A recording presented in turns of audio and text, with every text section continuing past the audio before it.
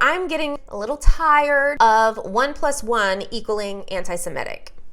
Me reporting whatever the fuck I want. You don't own me. Whatever. You should be scared. It's tea time.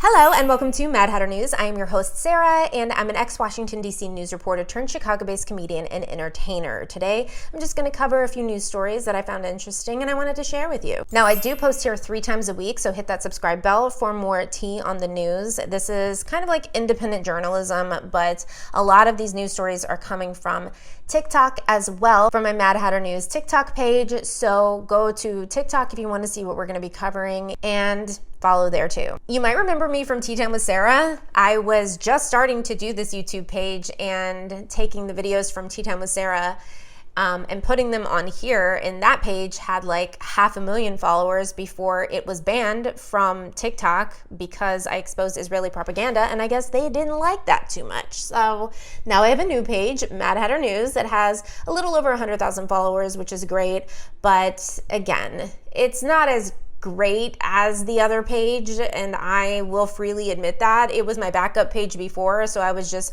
posting posts on there. It's funny because a lot of people that are coming across that page now don't know anything about who I am and are trying me because it looks like I'm a smaller creator, but I've been on there for a while. I had a real good page. I'm mad that I lost that, but whatever. Let's get into the news, shall we? Israel admitted to black market organ harvesting of Palestinians. Yeah.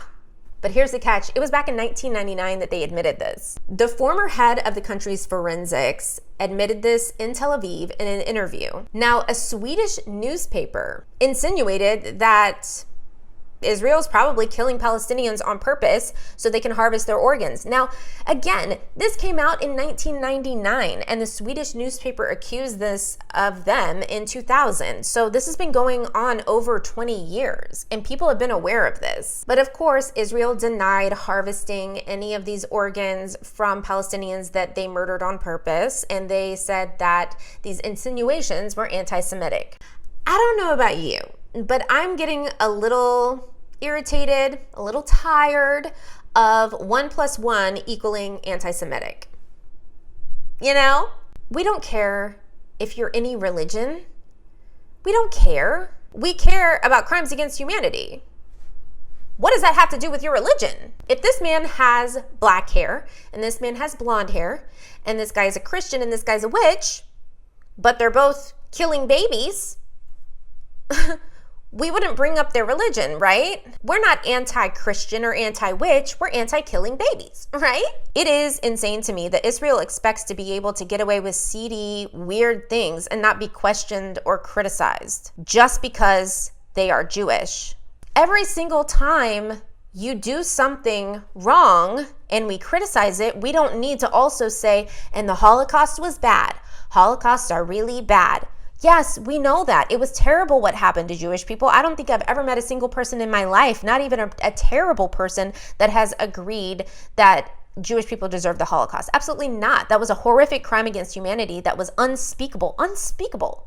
And we don't have to say that it was unspeakable every single time we talk about their unspeakable acts. Like, what? How does 1 + 1 equal anti-Semitic? It's just crazy. Anyways, what's funny is in 2008, a dude in Turkey collapsed in an airport, and when they went to inspect his body, they saw that he had this huge gash in his back where his kidney had been removed. And the Turkish guy said that he donated it for a small amount of money to an Israeli person. And that's when there was an international investigation and court case about the Israeli government being behind a black market organ trade. And they were going to poor countries like Turkey and also at the time Soviet Union. These people were going to the Balkans, like traveling from the Soviet Union to the Balkans and donating their kidneys for a very small sum. And mostly Israelis were getting these organs. The Israelis, though, were paying like between $80,000 to $145,000 for the kidneys. This has been proven. This was an international court case. So if this was happening in 1999 and 2000 and Israel was behind it, which by the way, the Israeli military admitted it was happening, but said, well, It's not happening anymore. Why was it happening in the first place? That's number one. Second of all, why is the Israeli military making a statement about this? That makes me think there might be something behind the Swedish newspaper's accusation that maybe they were killing Palestinians on purpose, because why would the military in Israel be involved otherwise? Right? Palestinian organs were being harvested without the family's permission. The Israeli military said that they were doing it, but they weren't doing it anymore. 1 + 1 equals what the Swedish newspaper said, which was that they were probably killing Palestinians on purpose to harvest their organs. But of course, in their eyes, that's anti-Semitic to conclude. Okay. But yeah, flash forward to 2008, they get caught again. There's an international court case. And if you think that they're not going to stop when they're making between $80,000 to $145,000 on a single procedure, you're wrong. Bad people will do bad things if they can get money for it. And just because somebody else that was bad got caught, it's not going to stop that other bad people from doing it.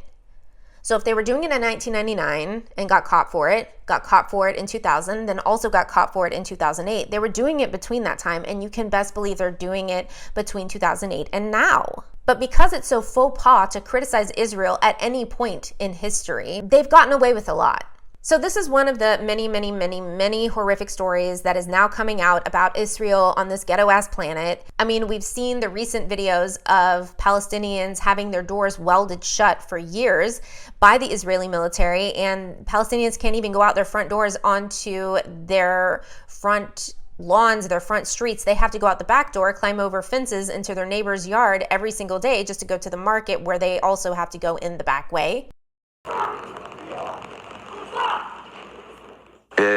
أم الأولاد كانت مخلية الأولاد في البيت، وهي نازلة تشتري بس أكم من غرض يعني من السوق.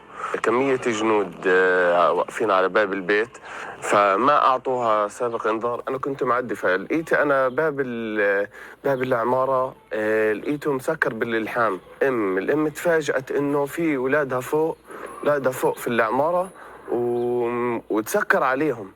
لما اجوا الاسرائيليين يعني هم شو بيحكوا، هذا باب البيت انفتح بس من سنة ونص. رغم هيك احنا ساكنين في البيت حوالي صار لنا 11-12 سنة، وداخلين طالعين احنا من قدامهم. ضغطوا عليهم اهل الشارع، وضغطوا عليهم الصحافة، وضغطوا عليهم من اكثر من جهة. ما حد بيتنازل عن ارضه ولا حد بيتنازل عن بيته لو شو ما كان يعني. It's been documented that they have to put up nets over their homes and their marketplaces and their living spaces so that the trash that's being thrown from the Israeli occupiers and the Israeli military doesn't rain down on them, because they are throwing not just trash but feces at them over into the areas that they're residing in. But of course, these nets don't catch the pee. Yeah, they're peeing on them as well. Here's garbage thrown by settlers on Palestinians in the middle of the marketplace. They have to protect themselves with nets.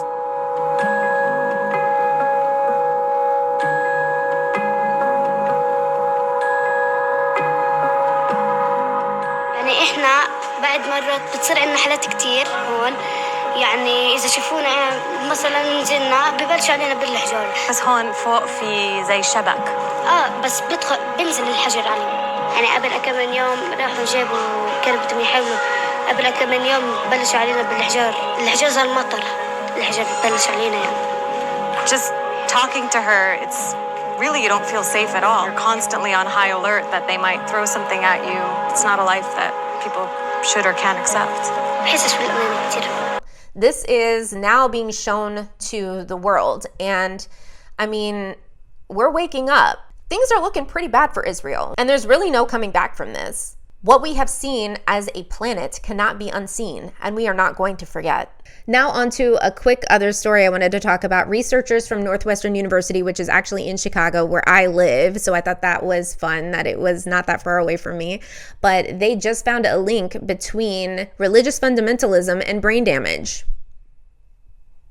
Everything's starting to make sense. So this was an entire research group led by Jordan Gaffman of Northwestern University. He utilized data gathered from the Vietnam War veterans as part of the Vietnam Head Injury Study. They compared levels of religious fundamentalism between veterans who had brain trauma and veterans that did not have brain injuries. They found that the veterans with the brain injuries to the prefrontal cortex had far less flexibility to accept new ideas, even when provided with solid evidence to support it. The prefrontal cortex is the part of the brain that is damaged when a lobotomy is done, when they want someone to not be able to think or do too much for themselves. This area being damaged leads to people being stunted when presented with factual evidence and research, and still these people are not able to change their minds when they see this. It's because of the damage that they have to their brain.